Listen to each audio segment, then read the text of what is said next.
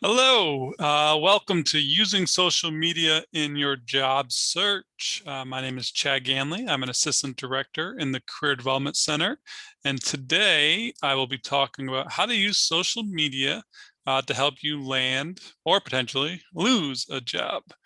Um, so let's get started. So what we're going to really try and tackle today is just identifying the necessity of social media, having a good social media presence. And then we're going to really jump into using and creating a effective LinkedIn profile. So first thing first, I always recommend college level students and any professional for that matter to Google yourself.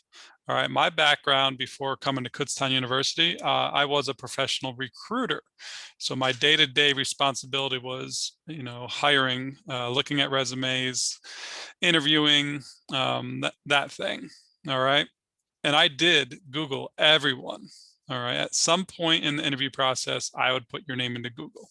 So you all should do that for yourselves just to see what is out there about you. Understand the privacy settings for any form of social media you're on. If you're on Facebook, Instagram, Twitter, whatever that may be, make sure that you are setting those to private. All right. Remove anything that is unprofessional, or even you're questioning, is this professional or not professional? All right. Make sure your profiles are complete, especially if you start a LinkedIn that you just didn't create it because a career development staff said you should be on LinkedIn. So you put your picture up and you typed a few things. No, make sure that you take the time to make sure it is full and complete. Monitor your presence all the time. I know most of you are angels, but many of you who have friends who may tag you in inappropriate photos or comments or whatnot. So make sure that you're always monitoring your presence as well. I mentioned when I was a recruiter, I was always using Google and social media, but the number is 93% of recruiters are likely to review social media. That's, almost everyone, whether or not the candidates share those links. So most times I always recommend that students are sending out your LinkedIn profile in a cover letter or adding it to your resume. So that would be you sharing it. But the other times, again, these recruiters, hiring managers are just going to look for you. The nice thing about this is you can kind of control your online image by keeping it updated. You can put things out there about you. The way Google works, for example, is whatever is getting the most hits on your name. For example, if you're blogging about something on social media and a lot of people are liking it and resharing it, etc., that's going to be there when I search your name. So if you're doing these proactively good shares and creating a LinkedIn profile and using it day in and day out, that's going to be one of the first thing that pops up. So that's what you want to have. That's what you want me to find. All right. 73% of companies have found a new hire through social media. So just by being on, and I'm sure many of you on your Instagram or Facebook, you follow companies or you follow job boards, especially on Twitter, you can follow a lot of organizations that just tweet out jobs. So they can find you through that as well. So this day and age, it's extremely commonplace for recruiters to be on these platforms, reaching out to you, messaging you, etc. However, if they obviously see something they don't like on your profile, they're probably not going to reach out to you. All right. So that other statistic there, 79% of hiring managers found content online that convinced them not to hire someone. I will admit, there were plenty of times where I came across something and that gave me a red flag or a caution flag of not to hire someone. All right. So I'm sure some of you are out there now saying, well, I'm just going to delete my profile, or Chad, you'll never be able to find me on, Google, etc. Well, just know that there was some research done that did show, and this was a 2017 survey, so a few years old now, but it said that if I can't find you, that's not a good look either. This day and age, everyone should be able to be found some way or another on, the World Wide Web. Like, why wouldn't you be out there somewhere? At least a LinkedIn profile. All right. Maybe in high school you were part of a club, an organization, or if you're a student athlete, you're connected to something, right? You should be able to be found some way or another. If you're not, that's also a red flag. And like, who are you? What have you been doing? So not having an account can also be a negative. All right. I'm sure you guys all hear it all the time. People losing their jobs, friends, family members, things getting thrown out, screenshots of being posted and people getting in trouble, etc. It's true. And it happens all the time in the workplace, locally, nationally, everywhere. Here are just a couple examples. I'm sure if you just Googled things as well, you could find that out. But I do know for a fact, just working in the corporate world, there have been instances where coworkers rat each other out. You think they're your friends because you work with them, so you accept them on Facebook or Instagram. The next thing you know, you're called into HR because you were doing something over the weekend and you posted it on Facebook thinking it was private, or you said something, you made a comment, you got too political, whatever, you curse someone out. Someone takes a screenshot, a coworker, and sends it to HR. Then all of a sudden you're in hot water, right?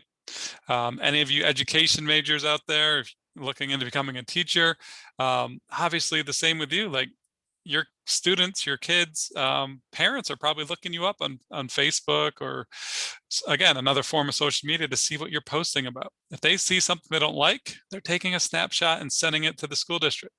All right. So just really, I'm not trying to scare you about being on social media, but I do want to at least make you aware of that. These are extremely serious situations where it can affect a job or a career, for that matter. So one way to help is there is a platform called Scrubber. So if you go out to www.scrubber.social, there is a free version and a paid version. I've done the free version before. It is a legit service where you log in and you have to give it your password or whatever for Facebook. You log in, or Instagram, and it quickly scans the free version and will say, hey, it's a report that it says you have 10 red flags that we would recommend, deleting or changing, etc. The free version does not tell you what those are. If you pay for the version, it will tell you exactly when you posted those and where to delete them, etc., and why it is considered a red flag. So that's where they try and get you to pay for it. But depending on how long you've had the platform for, if you've been on Facebook for 5 years, you could probably scroll through real quick and figure out what you've said or tagged yourself in, etc. So just clean it up. All right, so another social media platform, Handshake, is actually Kutztown specific, our primary resource for connecting you all students with employers. So it's a job board. You all have access to it with your single sign-on. I highly recommend downloading the app so you have it on your phones as well. It's free. You actually take this with you when you graduate. So as a KU alum, you still have free access to these job postings. This is where a lot of events are posted as well, career events, job fairs, virtual interviewing, whatever you can think of that relates to job and internship searching. On-campus employment is in Handshake. So in addition to all that job searching function, there is a messaging feature. All right, so you create a profile like you would on LinkedIn or any other social media, and you add your major, your graduation date, any experiences, any clubs or organizations, and you can use it as a messaging feature right in the system. So you're not giving away your phone number or your personal email address, right? You're just using a message feature in a professional platform. Also, when you create your profile, it also makes it public to employers. Again, they could just be reaching out to you while you're taking a nap and offering you an internship or a job, or saying they want to talk about a specific position with their company. So the more, professional websites you're on, the more of these professional networking sites, the better opportunities that are going to land in your lap. All right. They say the harder you work, the luckier you get. It's kind of true. All right, some other data points, just to continue on the social media path is employers hosted virtual events can be planned or being planned in higher volumes than in-person events. This is mostly a result of COVID, obviously. But for every in-person event that took place in 2019, the same company did 7.5 virtual events in the last year. So if they had one recruiting event on campus 2 years ago, this last year they did 7.5, well, 7 or 8 virtual events where they had a Zoom or through Handshake or through another platform that you could virtually talk with their recruiters or hiring managers. So just saying that because, the vaccine is coming out for COVID-19 and a lot of people are getting that and herd immunity, et cetera, blah, blah, blah. And hopefully we'll be back face to face and everything will go back to the new normal. The virtual world is not going away. A lot of these employers figured out that, hey, I can do virtual events. I can offer students remote internships. We kind of figured that out over the last year or so. So they're not going to go away. All right. So as you can see, this slide is showing the red line is what in-person events or in-person jobs and internships. And the blue line is remote. And they're starting to get close. They're closing the gap. All right. 22% of all jobs and internships can now be done remotely. All right. That was like 3%, 4% just over a year ago. Really, really drastic change. And we don't see it going back all the way. So know that that is something that may impact your future. So again, some more statistics. This is from NACE, the National Association of Colleges and Employers, for the outlook of 2021. Again, 96% of recruiters use LinkedIn. That is extremely relevant to any type of job search or internship search. I have never heard, and we're going to get into LinkedIn here in the next couple slides, I have never heard a good reason. And if you have one, please email me or call me. Why a student, a college level student, is not on LinkedIn. All right. So if you're sitting there right now, be like, well, I'm not on LinkedIn, Chad. All right. Well, then either get on LinkedIn or email me and give me a great reason of why you don't want to go on LinkedIn or why you're not going to. I would love to hear it because I've never heard a good reason why. What other numbers? So 80% of ads on social media market organizations. So that's really good. 55% of employers use Twitter. 64% use Glassdoor and Facebook. So there's just some numbers just to prove the point that you all need to really consider using social media in a professional manner, more than just probably as you did in high school, posting pictures of your food or going out with your friends or activities, etc. All right. So the next couple slides are really just going to dive into LinkedIn. I hope, the last 10, 15 minutes I've been talking, you've realized the importance of a professional social media presence, like branding yourself. LinkedIn is the #1 professional networking site. So you all, again, should be on it. All right. What you want to do is, it is pretty involved, where there are a lot of sections that you can create. There's a lot of things you can do to beef up your profile. I'm just going to go over, some of the main ones that when you start a LinkedIn account, you should definitely work on that first day.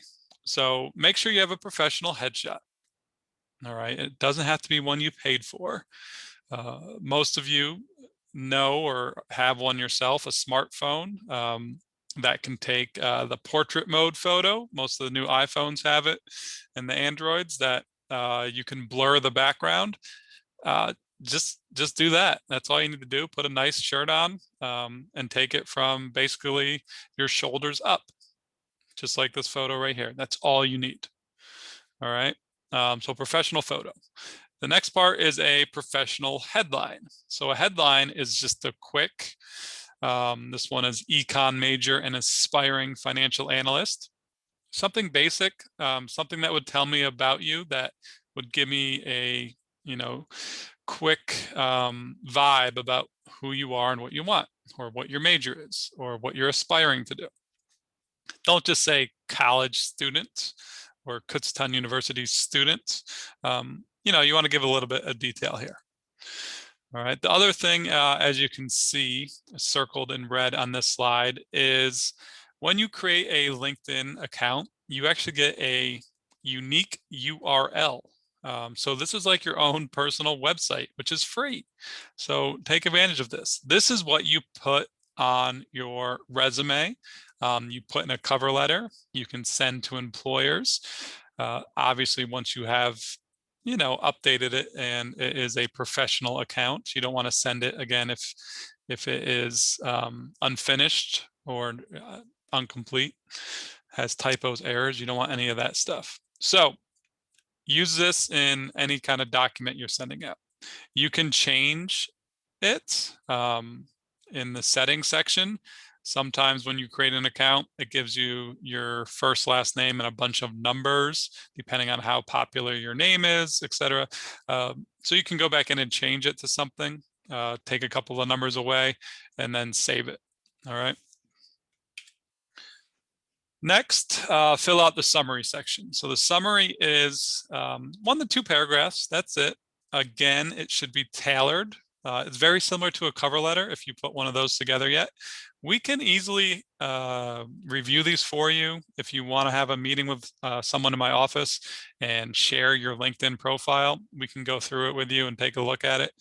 But the summary is just 1 to 2 paragraphs of who you are. All right, what you're striving to do in the career world, what you've already done, if you've done an internship, if you've had experiences in the field, what your major is, what you're learning in class, what certifications you have. Very basic. You all should be able to fill this out pretty easily, hopefully. But if you do need assistance, reach out to us. And then a couple more sections here are the experience section. So this is pretty much right from your resume. The nice part about this is you can add images, you can add a PowerPoint, you can add a PDF of maybe you won something, an award. So you can really make it more user friendly. We'll say that when someone's looking over it, looks like a resume on steroids. It looks cool. So add your experiences. You don't have to list everything you've ever done, but anything relevant to your career, which, for most college students is just a few jobs or an internship or some summer work or some research. So add that on, add on your volunteer work, add on any causes you're going for, and then add what you did there.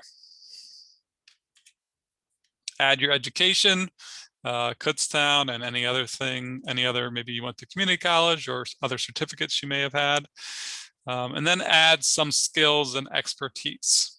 So what this does for you, you get to pick what you want to brand yourself as. So this one has like economics, startups, due diligence, venture capital, management. And then your network is going to just click, kind of like other social medias, they like or that they endorse you for that, right? So you'll have, your classmates or faculty. The more you do this, it's a snowball effect. It's day one, people, you're not going to have 50 likes or whatever it is, 50 endorsements. Over time, it's going to build up. So that's why I'm telling you to start your LinkedIn now, because if you wait till you're a senior and then you do this and you're applying for jobs with this, a recruiter is going to look you up on LinkedIn and be like, oh, this individual has a skill of management, but they only have one person who's endorsed them, right? And then I'm gonna be like, well, is this person actually good for a management position if only one person has endorsed them for that? So that's how recruiters start to think about it. So that's why you should start now. And the last two I would recommend, again, there's a lot more sections, but I recommend just adding some coursework. Again, you don't have to list every course that you are taking, but just the ones you're higher level, the ones that have, the meaningful keywords in them that relate to your major. And then eventually you're going to want to get some recommendations. This isn't on the top of a priority list for you right now, but it's always nice to get a few of these. Many of you, if you have started applying for jobs or internships sometimes, they're going to ask you for references or a recommendation letter. So when you're getting these, so if you are a senior or a junior and you're asking around for recommendations or references, also ask, hey, would you mind writing a quick, recommendation on LinkedIn for me? Most people, if they're already writing it for you for something else, will easily copy and paste that right onto LinkedIn. Just the food for thought, and that's how you can help beef up your profile. All right. So the other parts about LinkedIn that you should be aware of, besides, creating your own account and your profile, is there's a message feature, and this is how you link with people. So LinkedIn is obviously known for making connections and keeping them. Most of you, up until this point of your profession, like you can get a phone number from people or you can email them. But when you're meeting, like if you're at a networking event or you're at a job fair and you meet someone, the easiest way is to, connect with them on LinkedIn. Just pull up your LinkedIn, find them and hit connect, send invitation. Like any other social media platform, very easy. So you always have this person. All right. No one carries around Rolodexes anymore, if you know what those are. I doubt many of you have an Excel spreadsheet that you keep somewhere that has everyone you've ever met, their phone number, their email address, or how you would reach out to them if you want to talk to them again. Well, LinkedIn is that for you. So anytime you're meeting someone new, within that week or within a day or two, just go onto your LinkedIn, find them, and hit send invitation. I welcome all of you watching this video is to find me on LinkedIn and connect with me. All right. You don't have my phone number. If I leave Kutztown, you don't have my email address, but you, if you wanted to, could reach out to me on LinkedIn. So that's what LinkedIn is for. So it's to help build your network.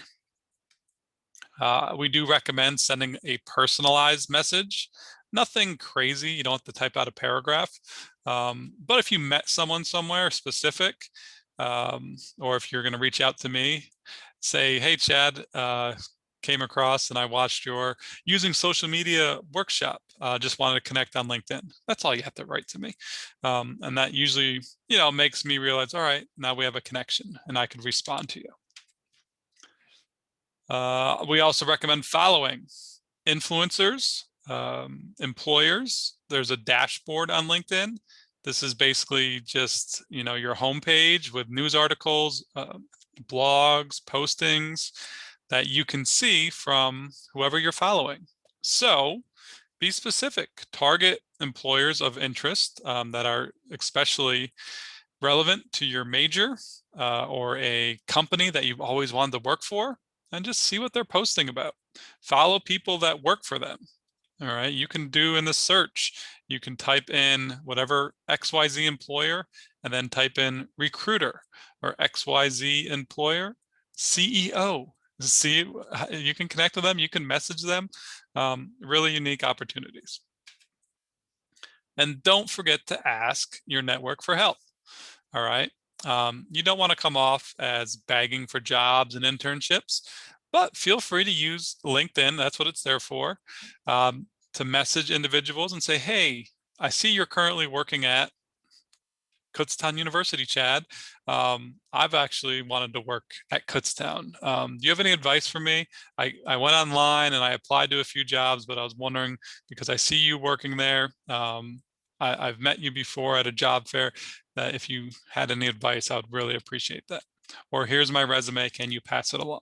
All right, so don't be shy about that. I know as a college student that might be a little nerve-wracking to ask someone for help, but it's completely professional if you do it the right way.